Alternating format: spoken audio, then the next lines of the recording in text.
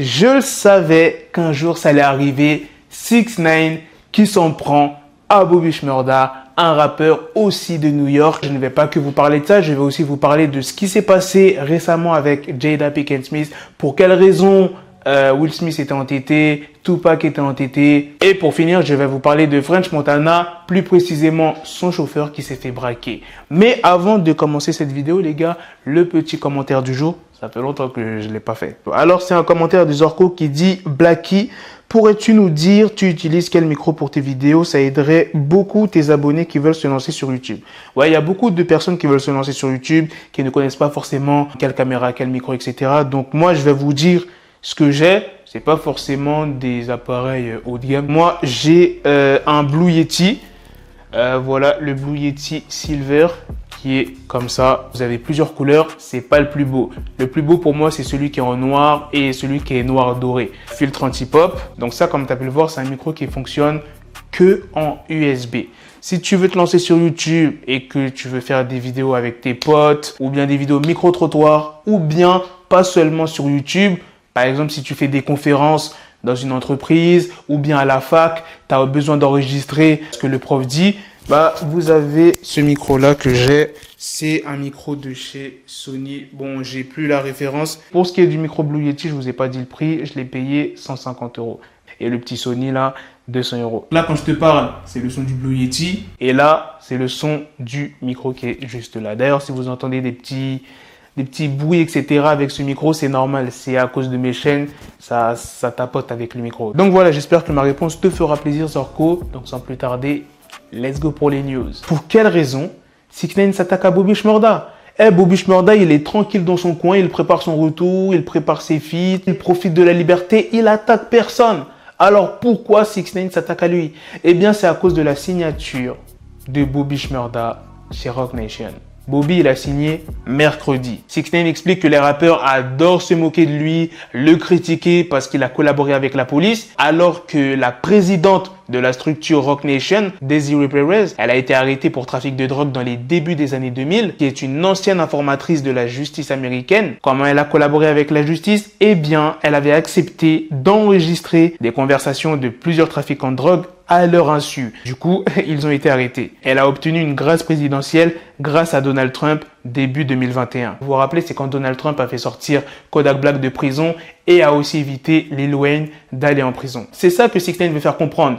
Tous les rappeurs sont contre moi parce que j'ai collaboré avec la police, mais Desiree Perez, qui est une ancienne collaboratrice, vous allez signer chez elle, genre chez Roc Nation. Genre en mode, elle, vous la boycottez pas. Pour ce qui est de Bobby Shmurda, il n'a absolument pas réagi. Je pense que les délires de clash, pour l'instant, ça ne l'intéresse pas. Là, je pense qu'il est focus sur sa musique. Donc, ne vous attendez pas à une réponse de Bobby Shmurda.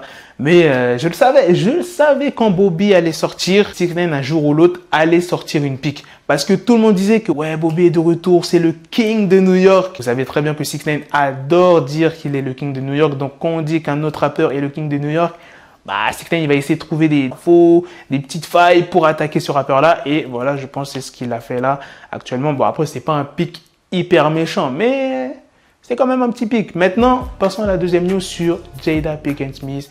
Qu'est-ce qui s'est passé? Ah là là, Will Smith. Et Will Smith, il prend vraiment cher. Hein. Le mercredi 16 juin 2021, Tupac aurait fêté son 50e anniversaire s'il était en vie. Il y a de nombreuses stars, des centaines de milliers d'internautes qui lui ont rendu hommage sur les réseaux sociaux.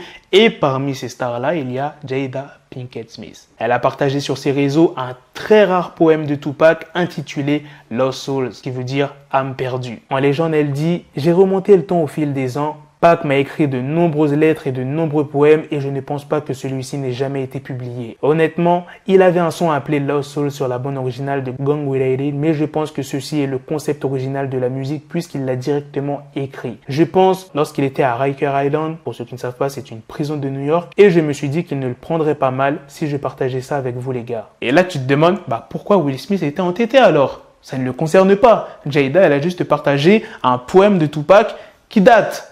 Eh bien, c'est par rapport à ce qui s'est passé, je pense qu'il y a de cela 2 ans. Vous savez l'histoire entre Jada Pinkett Smith et August Alsina. l'adultère qu'il y a eu et ce fameux mème qui a tourné partout de la tête de Will Smith. Tu sens qu'il s'est contenu lors de l'émission. Genre à l'extérieur, il était calme, mais à l'intérieur, ça a bouillonné. Regardez les nombreux tweets qu'il y a eu. Will Smith est juste coupable d'avoir trop aimé sa femme. Will Smith, mesquine, chaque fois que sa femme Jada prend la parole, c'est pour dire qu'elle est amoureuse de tout le monde sauf de lui. Will Smith, j'ai trop de peine. Le meilleur ami de son fils qu'il a hébergé a tartiné le cul de sa femme pendant qu'il tondait la pelouse. Sa fille qui parle du vrai amour de sa mère. Et là, le poème de Tupac, c'est trop. Il se fait chier dessus par toute la famille. Quand Jada Pinkett va mourir, son dernier soupir sera « Enfin, je vais rejoindre Tupac ». Will Smith va avoir flou. Will Smith était un de mes héros étant gosse, mais aujourd'hui je le vois comme un clown qui accepte de se faire disrespect par sa femme et ses gosses qui lui rappellent continuellement qu'il ne sera jamais à la hauteur d'un mec mort. Quelle déchéance terrible. Will Smith s'était exprimé sur la relation entre Jada et Tupac. Bien sûr que j'étais jaloux, bordel. Oh mon Dieu, c'était au commencement tout ça. C'est d'ailleurs au grand regret car je n'ai jamais pu en parler avec Pac. Il y avait quelque chose de pas cool entre lui et moi car Pac et Jada ont grandi ensemble. Ils s'aimaient, mais n'ont jamais eu de relation sexuelle. Mais ils étaient arrivés à un âge où cela pouvait être une possibilité. Et après, Jada était avec moi. Je pense que Pac ressentait un petit quelque chose pour elle et elle l'aimait juste. Il était l'image de la perfection pour elle, mais elle était avec le Fresh Prince. On s'est souvent retrouvés dans la même pièce ensemble, mais je n'ai jamais réussi à lui parler. Et lui n'allait pas le faire si ce n'était pas moi qui venais vers lui en premier.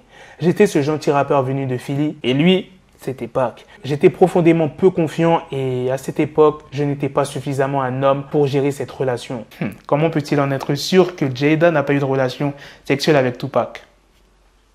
Bref, maintenant passons à la dernière news sur French Montana, plus précisément son chauffeur qui s'est fait braquer le dimanche 13 juin devant le Dream Hotel, un établissement situé à Manhattan. Le chauffeur est âgé de 18 ans et il se tenait non loin de sa voiture aux alentours de 5 heures du matin.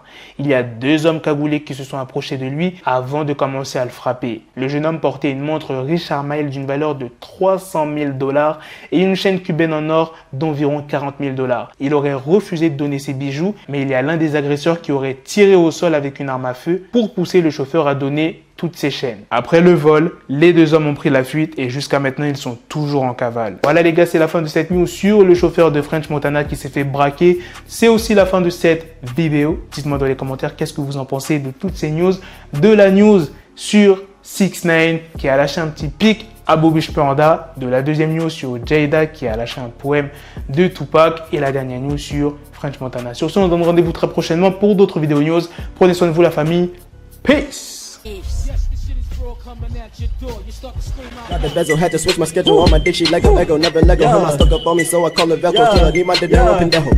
Hit my metro if it's about the peso, like it's Go Diego. Make it right on schedule. Got the pistol on me with the biggest endo. Bitches in the back just like a fucking echo. Hey, that bitch told me you got pencil dick. She grip on my dick like a selfie stick. I got a big gun, I need help with it. To wet your babe up, Michael fell with it.